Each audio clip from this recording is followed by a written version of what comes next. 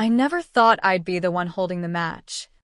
But there I was, staring at the flickering screen of my laptop in a dingy motel room off I-5, the cursor blinking like a heartbeat on the send button. My finger hovered, trembling not from fear but from the electric rush of finally unleashing what I'd buried for a decade. They called me the villain when I walked away from Riley, my own blood, my tormentor wrapped in sisterly smiles. But tonight, with one click, the world would see her for the snake she was. And God help me, it felt like justice, even if it tasted like ash. It started 15 years ago in that godforsaken tract house in Tacoma, Washington, where the Puget Sound fog rolled in like a bad omen every damn morning. I was 12, Riley was 17, and our parents were too busy chasing the American dream, Dad grinding at the Boeing plant, Mom flipping burgers at the diner, to notice the monster growing under their roof. Riley wasn't just older. She was the golden child, the straight-A prom queen with the cheerleader squad and the boyfriend who drove a Mustang. Me? I was the awkward tag-along, the kid with hand-me-downs and a stutter that only came out when she turned her eyes on me. The first betrayal wasn't a slap or a scream. It was quieter, sharper, a whisper in the dark. "Emery, if you tell, they'll hate you more than they already do," she'd say, her breath hot against my ear as she twisted my arm just enough to make tears spring without leaving a mark. The abuse was psychological warfare, the kind that leaves no bruises for CPS to photograph. She'd gaslight me into doubting my own memories. "I never said that. You're imagining things again, freak." And when Dad caught us fighting, me sobbing, her composed as a senator, she'd flip the script. "She's jealous, Dad. Always has been." I try to help her, but she lashes out. By high school, I'd internalized it. I was the problem, the unlovable shadow to her son. But the real gut punch, the secret that chained me for years, came junior year. Riley had gotten in deep with some sketchy finance bros from the community college, Ponzi schemes disguised as investment clubs. She was siphoning cash from Mom and Dad's savings, promising returns that never came. When the feds started sniffing around, it was me she dragged into the fire. "Emery, you're good with numbers. Just sign this. Say you handled the books for my side hustle. It'll look better if it's family." I was 16, desperate for her approval, terrified of losing the only sibling bond one thought I had. So I did it. Forged the signatures. Took the fall when the auditors came knocking. Emery's just a kid experimenting, Riley cooed to the cops, her eyes wide with crocodile tears. She didn't mean any harm. The plea deal was a slap on the wrist, community service. Probation, but it branded me. College apps? Tanked. Job interviews? We don't hire felons. Our family? They rallied around Riley, the victim of my youthful stupidity. "You could have ruined her future," Mom hissed at my sentencing, her voice cracking like she'd lost a child. Dad wouldn't even look at me. Riley? She got a fresh start scholarship to UW, internship at a Seattle tech firm. The works. I clawed my way through night classes at a community college, waitressing doubles to pay for it, all while she sent Christmas cards signed, "Love, your big sis who's so proud." By 25, I'd built a fragile life in Portland, graphic design gig at a startup, a shitty apartment with leaky ceilings, but it was mine. No ghosts. Until the call came. "Mom." Voice like gravel. "Riley's engaged. To that nice boy from church. We want a whole family there. It's time to bury the hatchet." Emery. Bury the hatchet? I'd been the one bleeding. But blood's thicker than spite. Or so they say. I drove north, the Cascades blurring past like a bad memory, telling myself it was closure. What a joke. The wedding was a Pinterest fever dream, rustic barn in Snohomish County. Fairy lights strung like nooses. Craft cocktails flowing. Riley glowed in white lace. Her fiancé, Jake. a blandly handsome accountant with a trust fund smile. Our family milled about, aunts cooing over the cake, cousins snapping selfies. Me? I was the invisible stain, seated at the kids' table with the flower girl yawning on my lap. So good to see you healing. Riley air-kissed my cheek during photos, her perfume cloying as cyanide. Healing? I'd spent years in therapy unpacking her mind games, only to realize the therapist thought I was the dramatic one. That's when I saw it, the flicker in her eyes when Jake mentioned his big merger at the firm. Riley's hand tightened on her champagne flute, a micro-twitch I'd learned to spot back when she'd lie about homework to cover her benders. Later, at the rehearsal dinner, I overheard her on the phone in the barn's loft. Yeah, the books are clean. Just like last time. No one's digging. Last time. My stomach dropped. She hadn't stopped. The embezzlement. The schemes, it was her empire now. Built on the bones of suckers like Mom and Dad, who'd probably refinance the house for her startup. I confronted her that night, cornering her by the porta-potties, classy. Right? Riley, what the hell? You're doing it again? She laughed. That tinkling sorority girl laugh that masked venom. Oh. Eminencia. Always the little detective. It's business. Sweetie. Grown-up stuff you wouldn't get. I pressed. Details. Names. Amounts. She dangled the bait, admitting she'd funneled Jake's firm's pension funds into crypto scams. Enough to bankrupt half the employees if it blew. But it won't. Unless you open your big mouth. Her eyes narrowed. The old flip, from sister to serpent. Remember what happened last time? You took the heat. Think Jake would believe his perfect fiancé's little sis over her. I walked away. Heart pounding. The rain starting to spit from the evergray sky. Family called me cruel for leaving early. Tires squealing on gravel. She's family, Mom texted. A barrage of guilt trips. Blood doesn't bail. But blood had bailed on me first. Back in Portland, I couldn't sleep. The secret festered, not just hers, but mine. I'd covered for her once. Could I let it happen again? Jake seemed decent. The kind of guy who'd coach Little League and mow his elderly neighbor's lawn. Those pensioners? Retirees counting on that nest egg for hip replacements and grandkids' college. Riley didn't care. She'd always seen people as marks. Me included. That's when the plan crystallized. Not violence, I'm no Lifetime movie psycho, but exposure.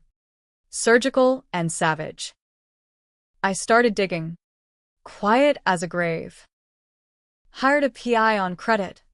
The kind who works seedy bars for tips. Scoured public records.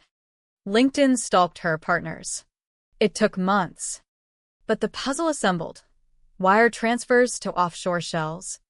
Falsified audits stamped with my old alias from the plea deal. She'd even name-dropped me in emails, consulted my sis on the math, a ghost haunting her ledgers. The twist? One thread led back to Dad. He'd co-signed a loan for her business, mortgaging the family home. Riley had played him like a fiddle, promising he'd retire early. My old man, who'd once called me a disappointment, was collateral damage in her game. By summer, I had the dossier, PDFs, screenshots, affidavits from a whistleblower ex-colleague who'd bailed after she threatened his dog. Enough for the SEC, the feds, maybe even a civil suit from Jake's firm. But revenge isn't just truth, it's timing. I waited for the honeymoon, Riley and Jake in Maui, posting sun-kissed pics on Insta, her laughing with a Mai Tai, oblivious. That's when I hit send on the anonymous tip line, ceasing the family group chat for good measure. Read this before you toast her again, I wrote. No signature. Let them connect the dots. The fallout was biblical.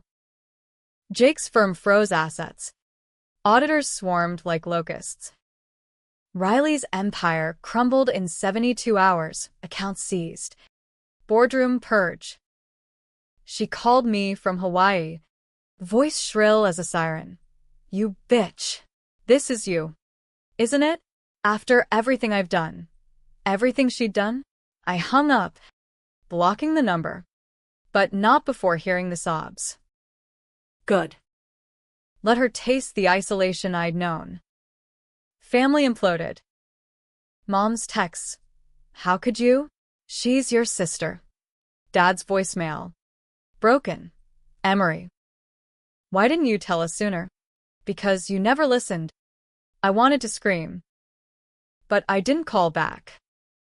Instead, I drove to Seattle, checked into that motel, and prepared for round 2. The real revenge wasn't the leak, it was the face-to-face. Riley was flying home, arrested at the gate, white collar cuffs. No drama. I timed my visit for the jailhouse glow of fluorescent hell. The King County lockup smelled like bleach and broken dreams. The kind of place where hope goes to die under buzzing lights. I signed in as family, the guard barely glancing at my ID, and waited in the visitation booth. Plexiglass smudged with fingerprints of the damned. Riley shuffled in 10 minutes late. Orange jumpsuit hanging loose on her frame, she'd lost the glow. Cheeks hollowed. Hair a greasy tangle pulled back in a no-nonsense ponytail. No makeup. No filter. Just my sister. Stripped bare. Emery, she breathed, picking up the phone with hands that shook. Her eyes darted. Calculating. Like always. You came. Not a question. But an accusation. Laced with that old hook, gratitude twisted into guilt. I leaned in, close enough to see the mascara smudges from last night's cry. Yeah. Figured you'd need someone to blame besides yourself. She recoiled. Then flipped, rage flaring like a struck match. This is on you. You couldn't let it go. Could you? After all these years. Playing the martyr. Her voice cracked, echoing in the sterile booth. Playing the martyr? I'd been the scapegoat. The fall guy for her sins. But Riley was a chameleon. She'd already shifted from victim to prosecutor.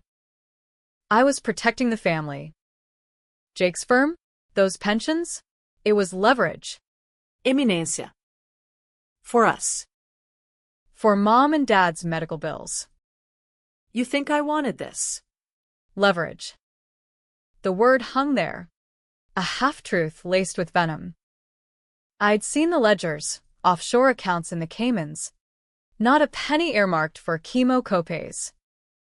But doubt crept in. The family curse. What if she was right? What if my leak had torpedoed innocence?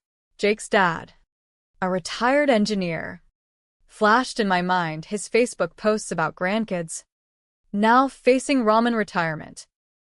I'd polarized myself, even as I watched her squirm.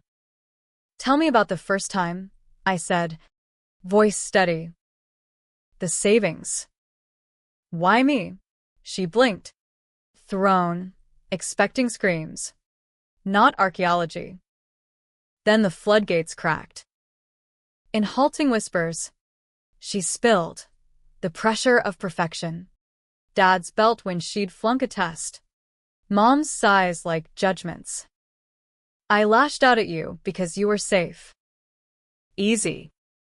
And when the scheme started, you were my shield. I loved you. Iminência. In my way. Loved. Past tense. Like a relic. But her eyes softened, the schemer yielding to something raw. I flipped on you because I had to. Survival. We're Holtz. We don't break, we bend. Bend. That's what she'd done, contorting me into her pretzel of lies. But hearing it, in that fishbowl of regret, cracked my armor. For a second, I saw the girl who'd braided my hair at 8, before the darkness took root. You destroyed me, Riley. Called me cruel when I left? You made me that way. She nodded, tears streaking. Then fix it. Bail me out. Testify it was all you, like old times. For family. The flip again from confessor to conspirator. Bail her out? Cover again? My gut roiled. The guard tapped his watch, time up. As she hung up, pleading, I stood, the booth suddenly claustrophobic. Outside, Seattle's drizzle had turned to downpour, wipers slapping rhythm on my rental car's windshield as I merged onto 405.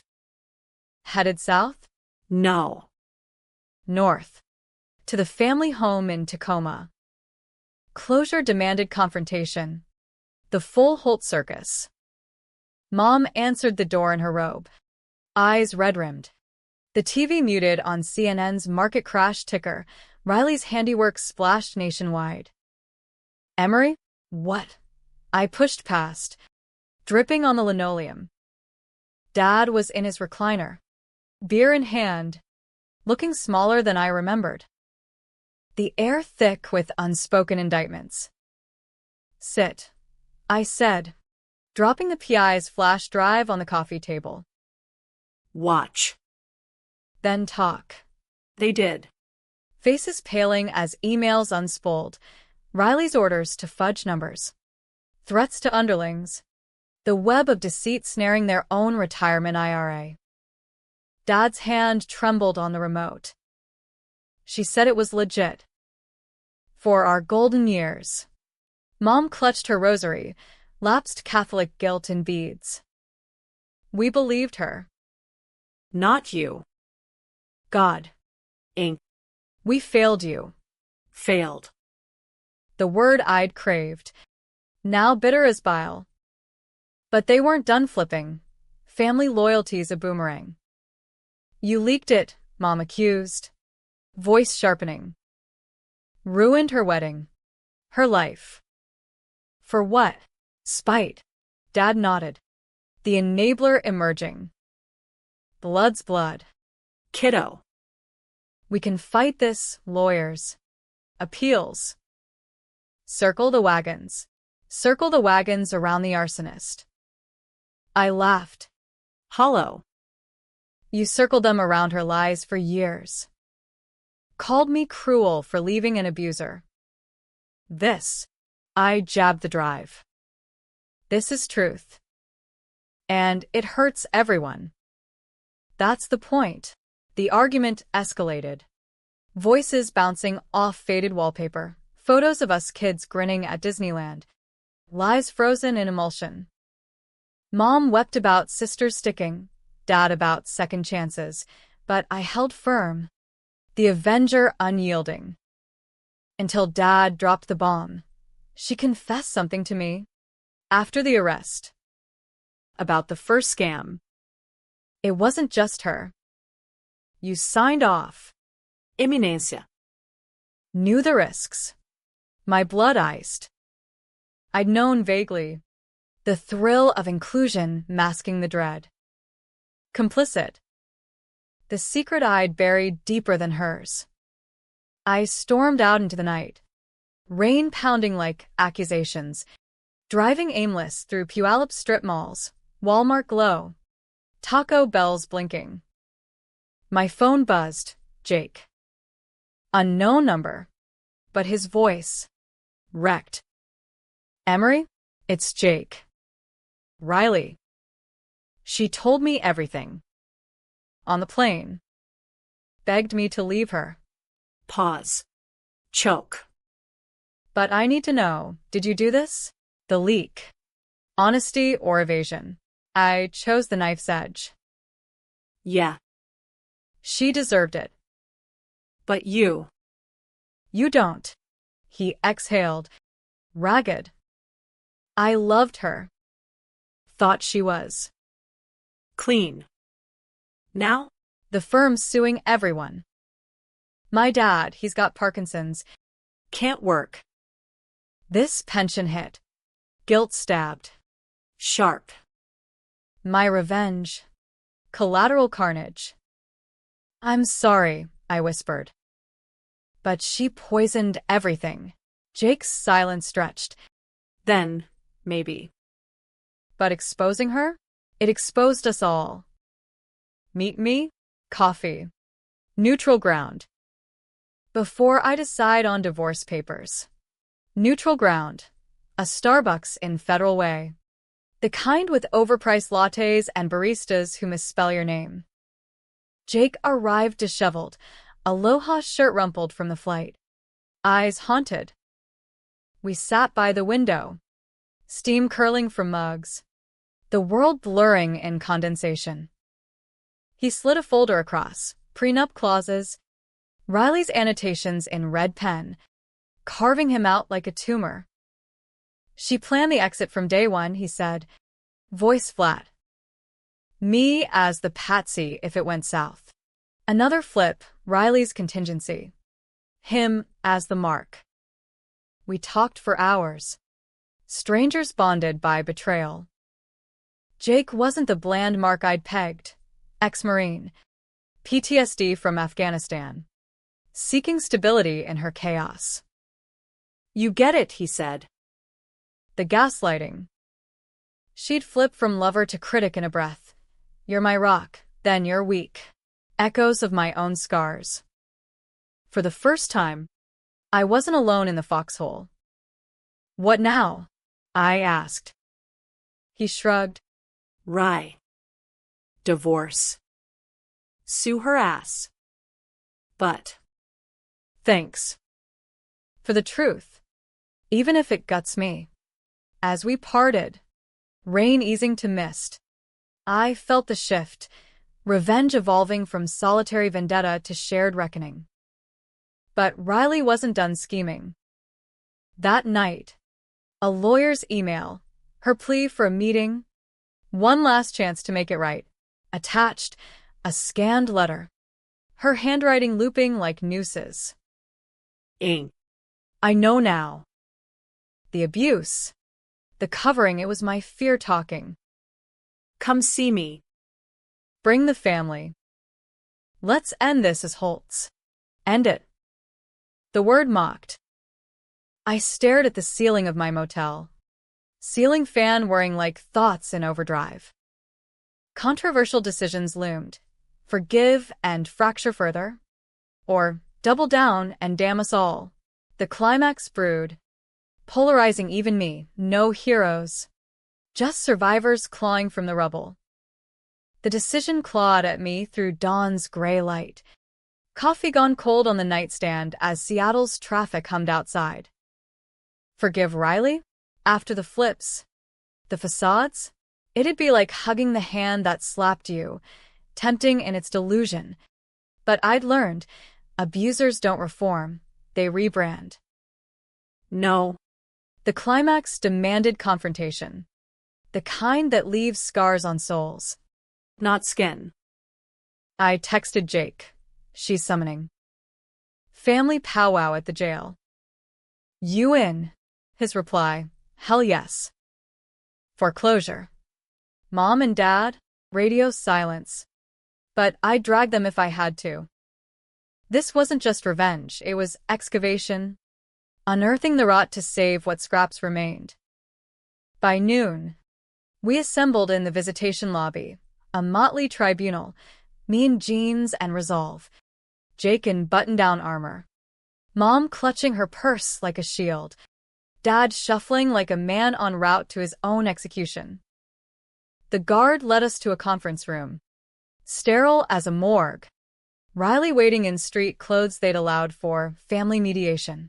She looked almost human, jeans, sweater, hair brushed, but the eyes gave her away, darting like a cornered fox.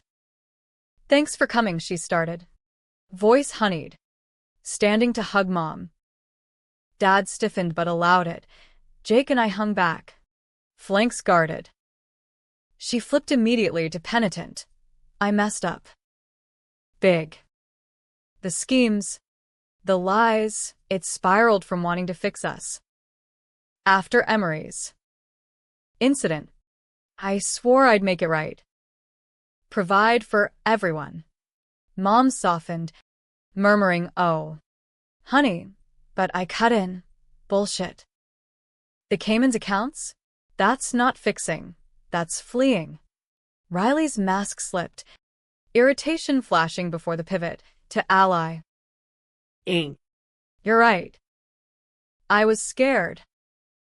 Of losing Jake. Of you hating me forever. So I hid." She turned to him, eyes glistening. "I love you. Let me prove it. Plead guilty. Pay back every cent. We start over." Jake's jaw tightened, but doubt flickered. Her charm was a drug. Withdrawal brutal. Dad nodded finally. Seconde chance. Sans. Mom's hand on his arm. Unity in denial. The room tilted, tension coiling like a spring. This was at the high-wire act where right and wrong blurred. I could walk, let her con them anew, or drop the hammer, the final piece from my dossier, a recording from her ex-partner. "Riley," I said, pulling out my phone, "listen to this." Your leverage voice. Verbatim. I hit play, her on speaker, cool as ice, dictating fraud to a mark. "Do it, or your wife's photos go viral." Family first, right? Gasps rippled. Mom paled. Dad sank into a chair. Jake's face hardened, the flip complete, from hopeful to horrified. Riley lunged for the phone, but the guard intervened. "You leaked that too?" she hissed. Venom pure. My own blood. Destroying me? I met her stare. Unflinching. "You destroyed us first. The abuse. The frame job. I carried your sins so you could shine." No more. The explosion came, Riley railing, flipping from sob story to scorched earth. "You think you're saintly? You enjoyed it, the power of knowing my secrets. Kept them to lord over me. Lies. Half-truths, the controversy she wielded like a blade." Mom sided with her. "Emery. Enough. She's suffering." Dad wavered. "But the money." Jake. The wild card. Stood. "It's over. Riley. The prenup holds, I'm out." Her scream echoed, raw, unfiltered, as guards hauled her back. The session dissolved in chaos. We spilled into the parking lot, rain holding off like bated breath. Mom rounded on me. "You broke her." Us. But Dad. Quiet thunder. Pulled me aside. No. Kid.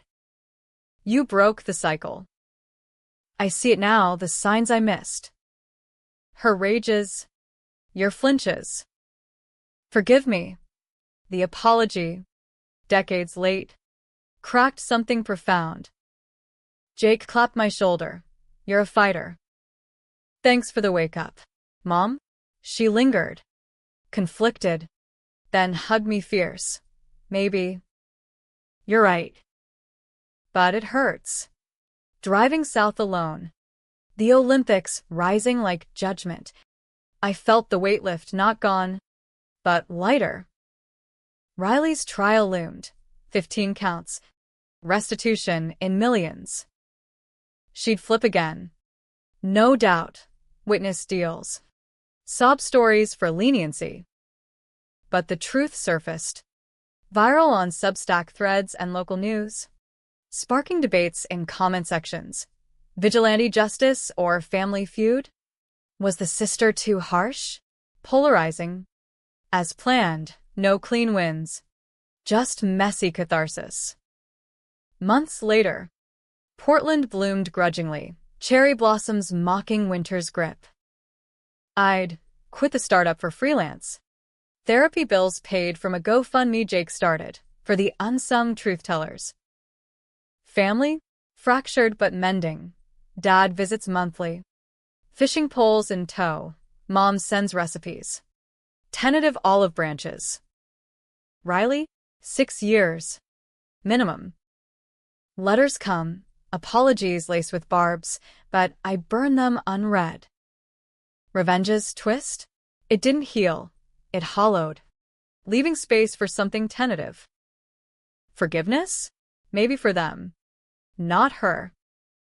But standing in my kitchen, coffee steaming, scars fading to stories, I realized leaving wasn't cruel. It was survival. And in America's grind, where blood binds but doesn't blind, that's the real hook. The end? You decide. Hero or heel? That's the debate she ignited, the one that lingers like fog over the sound.